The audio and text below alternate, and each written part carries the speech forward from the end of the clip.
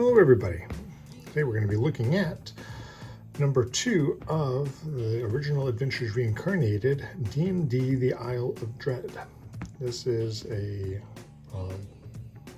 5th edition conversion of an old basic D&D or expert D&D module. So in it, this is a beautiful love letter to some of the older modules. They kind of go over all these great little articles written by different paragons of the industry. You also have the original adventure here. I think they have 2 different printings of it, if I'm not mistaken. Slight differences. I don't think anything of super great importance besides a kind of like a soft lock to one of the adventures. So I'm glad they fixed that. Over here you have the 5th edition conversion, and it is fun to read. I think it's one of those ones that's more fun to play than read, but you have all these interesting factions. You have this huge island to explore and fill out.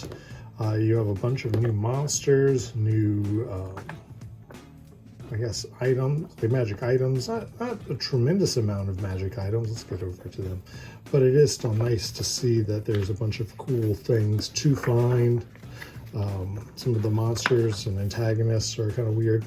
They added a couple extra spells, so that's really cool. The 5th edition conversion by Good New Games did fill out some of the areas that are a little less filled out.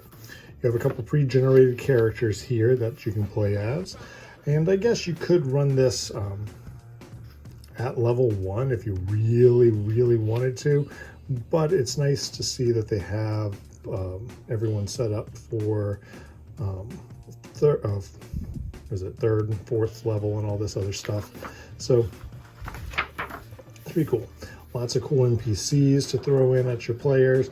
Really well done maps. I really did like how the art looked on these, and some of these are just fun to throw into other little adventures. If you ever are playing even like a pirate board game, I think this would be a really cool resource to have, because it's just nice having these little coves and other underground locations and huge maps to explore. Really nice. Overall, this is an awesome product. If you have 5th edition and you're liking it, I think you do a good job with this. If you have really basic or what is that, old school essentials, I think you could use this quite easily with all the original stuff in here.